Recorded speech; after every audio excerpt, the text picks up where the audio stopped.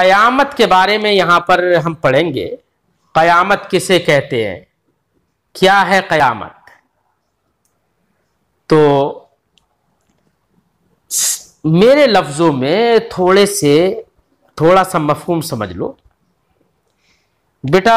एक दिन ऐसा आएगा, कुरान ने इरशाद फरमाया, कुल्लु मन अलैहा फ़ान व यबक़ा वजहु रब्बिका ज़िल जलाली वल इकराम।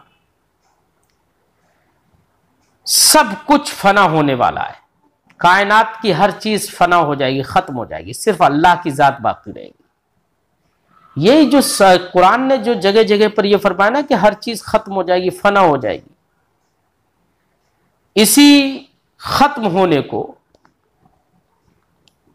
कयामत कहते हैं। इसी खत्म होने को कयामत कहते हैं कि सब कुछ खत्म हो जाएगा, सिर्फ अल्लाह की जात बाकी रहेगी। तो मैंने बताया था कि ये सारी चीजें जब खत्म हो जाएंगी तो इसी का नाम बेटा कयामत है, और कोई भी चीज बाकी नहीं रहेगी अल्लाह के सिवा। ये कयामत के दिन तो बेटा ये जो पहाड़ है ना, ये भी सब रेजा रेजा, सब टुकड़े टुकड़े, ये तो ऐसे उड़ रहे होंगे ना जैसे कि रुई उड़ती है। जैसे कुरान ने इरशाद फरमाया, अल-क़ारिअतु मल-क़ारिअतु व मा अदराका मल-क़ारिअह यौम यकूनुन-नासु कल-फ़राशिल मबसूस व तकूनुल जिबालु कल-इह्निल मनफूश। यौम यकूनुन-नासु कल-फ़राशिल मबसूस, जिस दिन ये सारे लोग पतिंगों की तरह होंगे ना, ये जो उड़ते हैं ना पतिंगे, पतिंगों की तरह होंगे। जो उड़ने वाले पतिंगे छोटे छोटे होते हैं। और व तकूनुल जिबालु कल-इह्निल मनफूश, और ये पहाड़ इतने इतने बड़े देख रहे हो ना, ये सब रुई की तरह उड़ रहे होंगे। और कुरान ने फरमाया आसमानों के बारे में, यौम नत्विस समाअ कतय्यि सिजिल्लि लिल कुतुब, जिस दिन हम आसमानों को ऐसे समेट देंगे जैसा लिखने वाला आदमी कातिब जो होता है ना, वो अपनी किताबत के जो पर्चे समेट कर तय बना लेता है ना, ऐसे ही इतने बड़े बड़े ये जो आसमान, हर तरफ आसमान ही आसमान नजर आता है, ये सब आसमान भी अल्लाह ताला ऐसे समेट देगा सब। तो जिस दिन कोई चीज बाकी नहीं रहे, सब फना हो जाए, इसी का नाम बेटा कयामत है। और ये कयामत जो होगी ना 10 मुहर्रम को कायम होगी, जब भी आएगी तो 10 मुहर्रम को होगी।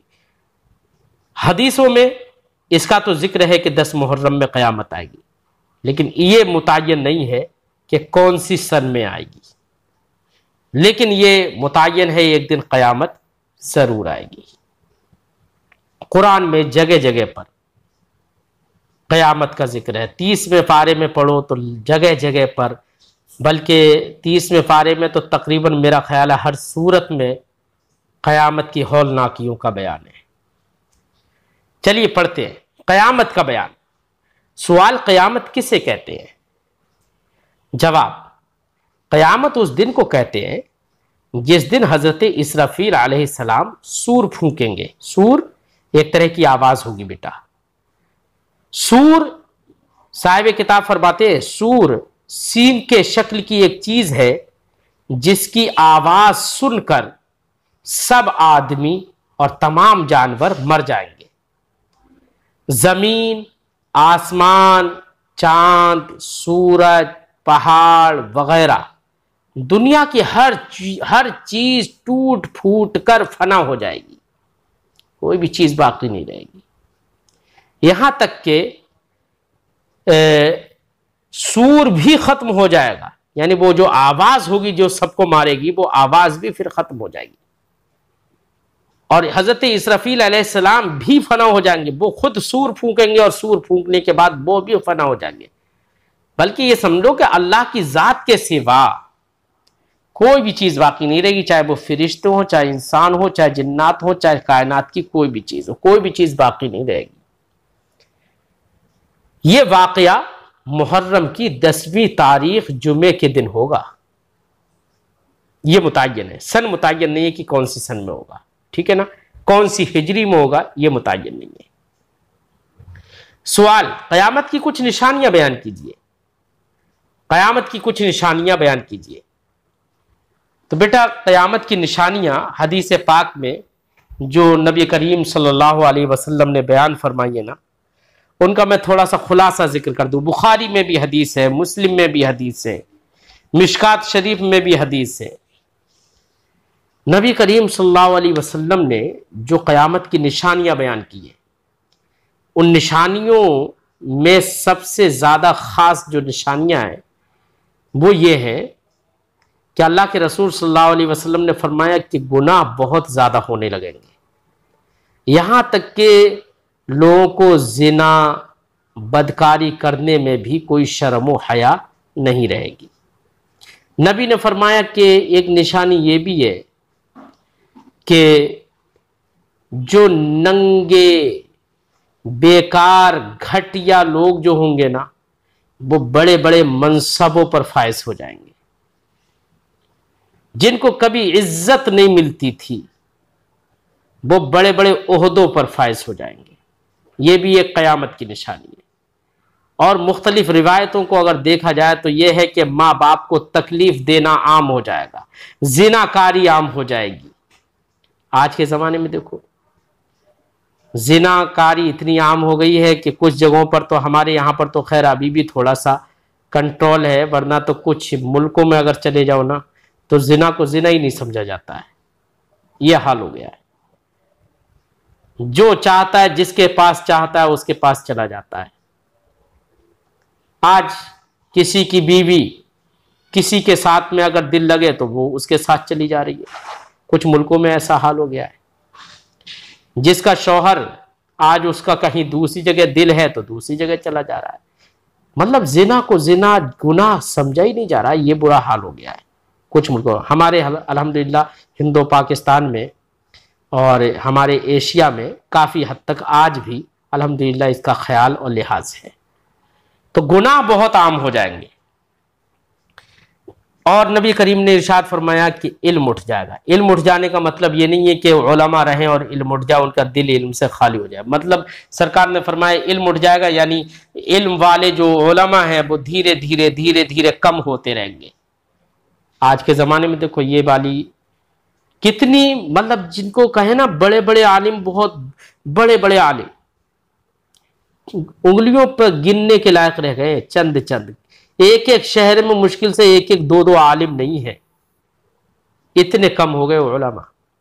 नबी ने फरमाया इल्म का उठ जाना ये भी क़यामत की निशानियों में से एक निशानी है। तो कुछ निशानियां तो बेटा जाहिर हो चुकी हैं और कुछ निशानियां ऐसी हैं जो कि क़ुर्ब क़यामत जाहिर होंगी, जैसे कि सूरज का पश्चिम से निकलना, दज्जाल का आना, है ना। इस तरीके से ऐसी नबी करीम ने फरमाया नाच गाना बजाना ये सब चीज़ें जो है ना आम हो जाएंगी। आज के अपने ज़माने में देखो बेटा नाच गाना कितना आम हो गया है।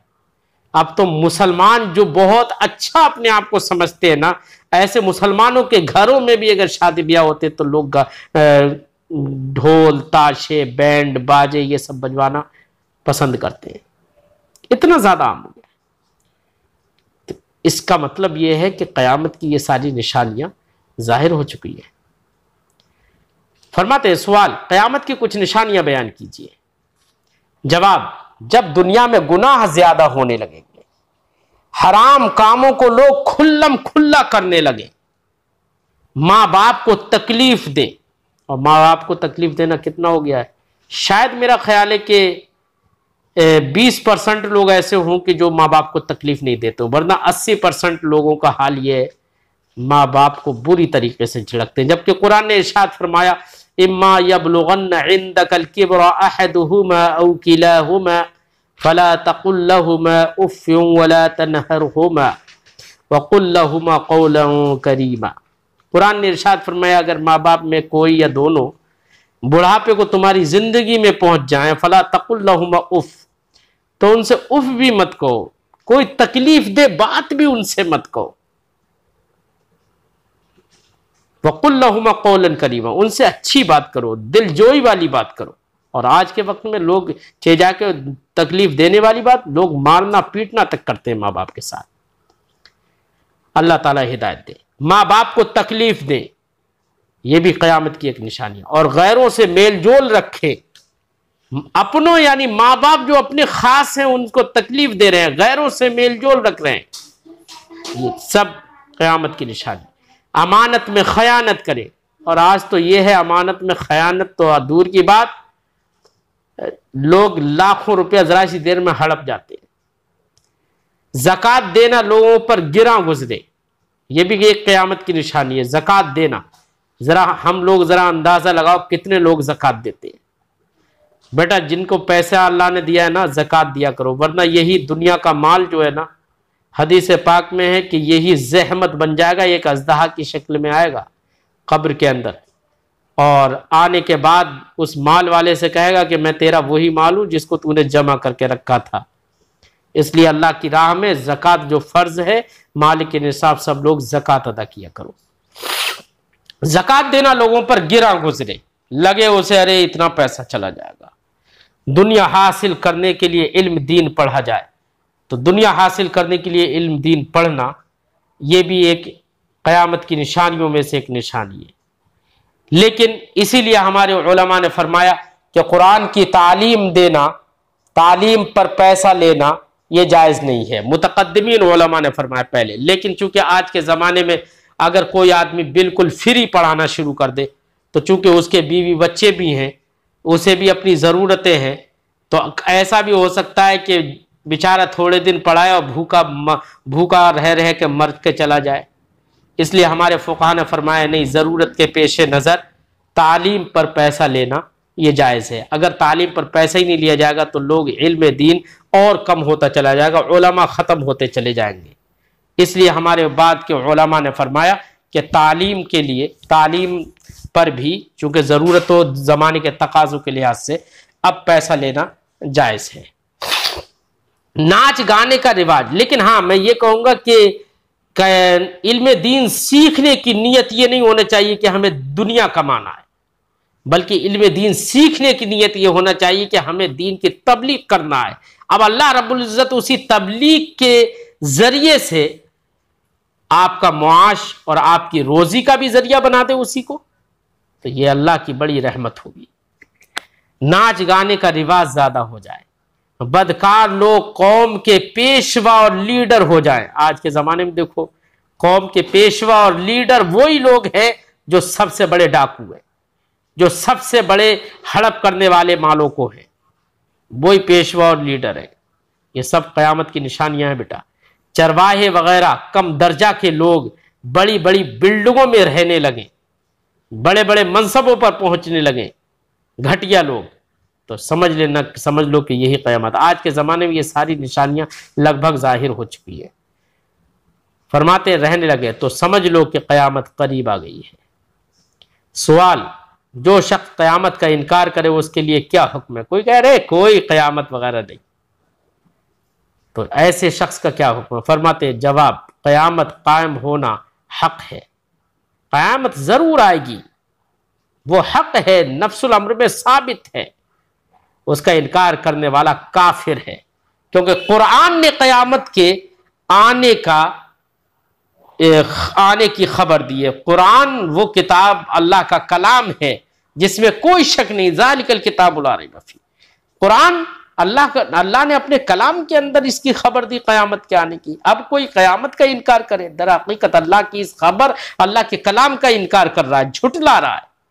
और अल्लाह के कलाम को झुटलाना बेटा कुफ्र है, इसलिए क़यामत का इनकार करने वाला काफिर हो जाएगा। अब आप लोग ये